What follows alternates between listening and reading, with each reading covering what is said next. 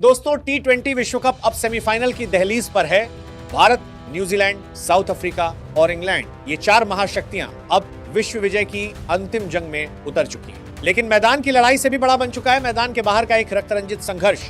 जिस विश्व कप की शुरुआत हुई थी मुस्ताफिजुर रहमान को आईपीएल से बाहर करने की नाटकीय घटना से, जहां बांग्लादेश ने गुस्से में विश्व कप बहिष्कार की बात कही थी और पाकिस्तान भारत के साथ खेलने से इनकार कर रहा था, उन सारी बाधाओं को पार कर जब टूर्नामेंट सेमीफाइनल तक पहुंचा, ठीक उसी वक्त मंडराने लगी एक भयानक अनिश्चितता।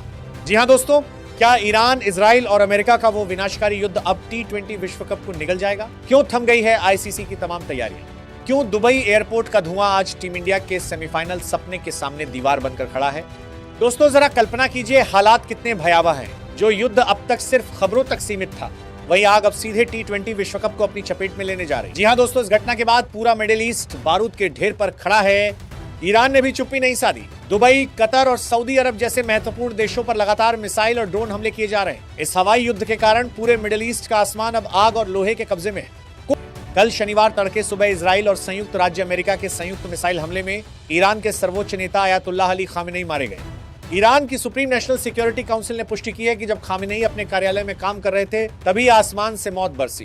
कोई यात्री विमान उड़ान नहीं भर पा रहा, कोई रनवे सुरक्षित नहीं, और इस भयावह युद्ध का सीधा असर पड़ा है हमारे T20 विश्व कप पर। सोचिए, एक तरफ सेमीफाइनल का रोमांच और दूसरी तरफ सिर के ऊपर से गुजरती विनाशकारी मिसाइलें। क्या इस माहौल में क्रिकेट संभव है? दोस्तों आप जानते हैं कि आईसीसी का मुख्यालय दुबई में है और भारत तथा श्रीलंका इस विश्व कप के मेजबान देश है। लेकिन असली समस्या है ट्रांजिट की।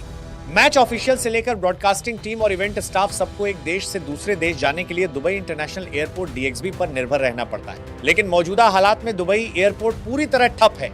चारों तरफ धुआं और दहशत। आईसीसी के ब्रॉडकास्टिंग उपकरण जो श्रीलंका में थे, उन्हें भारत लाना अब असंभव हो गया है। जो टीमें विश्व कप से बाहर हो चुकी हैं, वे अपने देश वापस नहीं लौट पा रही क्योंकि हवाई सेवा बंद है। एयर स्पेस बंद होने से लॉजिस्टिक सपोर्ट पूरी तरह चरमरा गया है। सेमीफाइनल का मंच तैयार है, लेकिन अगर उपकरण और स्टाफ ही समय पर न पहुंच पाए तो मैच कैसे होगा?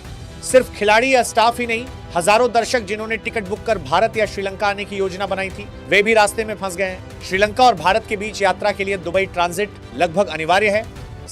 एशिया के वैकल्पिक रूट तलाशे जा रहे हैं ताकि दुबई को पूरी तरह टालकर प्रसारण उपकरण भारत लाए जा सके। दर्शकों की सहायता के लिए एक विशेष आईसीसी ट्रैवल सपोर्ट डेस्क भी खोला गया है। लेकिन सवाल अब भी वही है, क्या मिडिल ईस्ट की यह आग आखिरकार विश्व कप को रोक देगी? तो दोस्तों मिडिल ईस्ट के इस युद्ध और दुबई एयरपोर्ट की अराजक स्थिति पर आपकी क्या राय है? क्या आपको लगता है कि इस हालात में सेमीफाइनल टाल देना चाहिए? क्या टीम इंडिया का सेमीफाइनल सपना युद्ध की वजह से बाधित होगा? अपने हर साहसी और तीखे विचार कमेंट बॉक्स में लिखिए। वीडियो पसंद आए तो लाइक और शेयर कीजिए। क्रिकेट की हर बड़ी और ताजा खबर के लिए चैनल को सब्सक्राइब कीजिए। और वही दुबई अब युद्ध भूमि बन चुका है। जो लोग मैच देखने का सपना लेकर निकले थे, उनके सपने अब टूटते दिख रहे हैं। आईसीसी भले दावा कर रहा है कि टूर्नामेंट पर सीधा असर नहीं पड़ेगा, लेकिन अगर लॉजिस्टिक और प्रसारण उपकरण समय पर नहीं पहुंचे तो क्या सेमीफाइनल तय समय पर शुरू हो पाएगा या टल जाएगी यह विश्व विजय की जंग? आईसीसी की आपात कार्रवाई और आधिकारिक बयान।